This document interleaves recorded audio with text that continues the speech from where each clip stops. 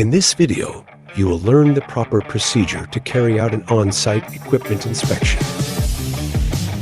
All right, first thing we're gonna do is we're gonna put on our hard hat. We're gonna put on our safety glasses. You need to make sure you have all your PPE before you step onto the job site. That way you don't get in trouble. Have your fall harness with you if you're gonna go up in the boom lifts. If you're not, if everything's from the ground, you don't need your harness, obviously.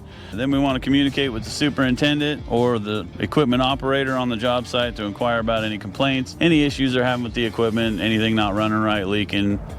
All right, then we're going to go to the piece of equipment. We're going to talk to the operator, see if there's any issues. If it's in use, you're going to ask him when it's available to be inspected. Don't inspect it while it's running. Obviously, you can't chase the equipment around.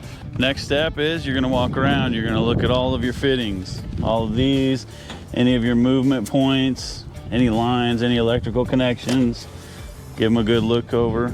No bolts are loose, no pins are out of alignment. Walk along, check your hoses, check all your lines that run through this, check your cylinders, make sure nothing's leaking, check all your axle seals, make sure everything's good there. You're gonna wanna look at your articulation points for the steering. Here at the rams, the hydraulic lines.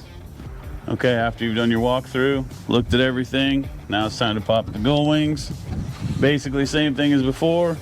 Look at all of your lines, all of your fittings, all your electrical connections. Make sure your filters aren't leaking. Check the exhaust, make sure it's solid. Note anything, take pictures of anything for future reference, so when you fill out your inspection report, you can notate all of these things. Okay, then the next thing, you're gonna wanna check the oil. Wipe off the stick, reinsert it. That way you get an accurate reading, especially if the piece of equipment's been running. Check it, make sure you're where you need to be. If it's low, add it. If it's not, obviously you don't need to. Take a look at your air filter. Take that out, put it up there. Take a look at your air filter. This one looks good. If it's dusty or nasty, blow it out, get it cleaned up so that these things can breathe. Reinstall your cover. There we go. Okay, the next step, we want to take a picture of the equipment number. Sometimes they're here, sometimes they're down here. But always get a picture of that equipment number for your inspection sheets later. Also take a picture of the hour meter. That way you have the information when you fill out your inspection sheet. Okay, and now we're going to pull the other gull wing. We're going to make sure we have fuel in the tank. We're going to inspect all of our fittings and lines just like we did on the other side. Inspect the electrical connections, grab them, make sure they don't wiggle. And then, last but not least, check the hydraulic fluid. Make sure you're where you need to be. Okay, then you're going to want to test the functionality of the equipment. Start it up, get it running, make sure everything down here on the ground controls works as it should. Then what you're going to want to do is walk to the basket. Because they are two separate units, you want to go to the basket, put your harness on, and test all the functionality of the basket controls. There's things that the basket can do that the ground controls can't, and vice versa. So you want to make sure that everything is functioning as it's supposed to. Okay, after you've completed your inspection, based on any concerns, any issues you found while you're doing your inspection, or anything the operator or superintendent tells you, make on-site repairs if you can fix it. If it's a large repair, you're going to need to communicate with the supervisor, communicate with your supervisor so that you can get the machine brought back to the shop for repairs. Once you do that, red tag it, lock out it so that the machine can't be used on site until we get another piece of equipment in.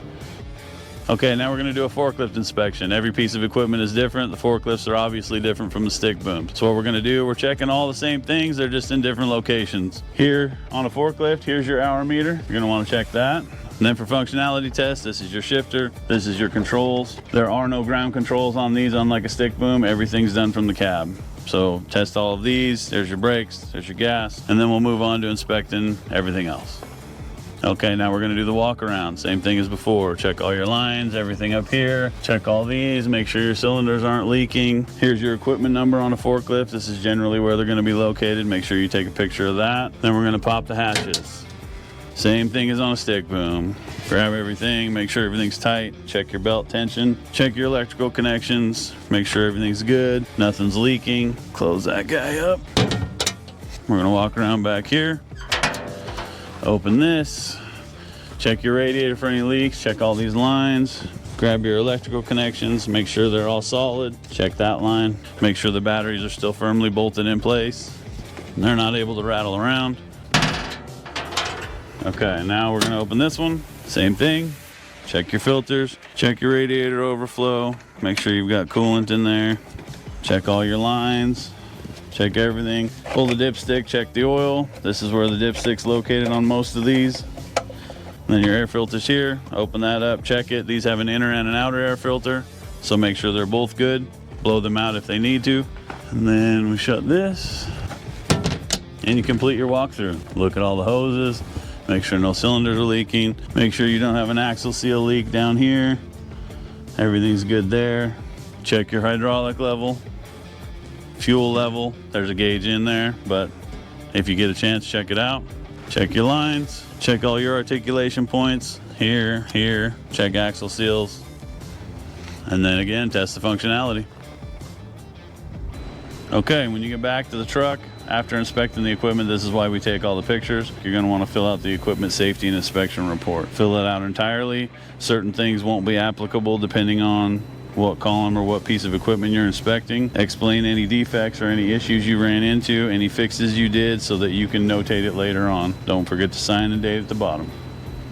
Okay, then after you've done that, filled everything out, take your white copies off. It'll leave the carbon copy behind. You're gonna wanna take all of these over here. You're gonna wanna update the hours on the whiteboard. Everything we have, whether it's trucks, equipment, is all right here. This is your current hours.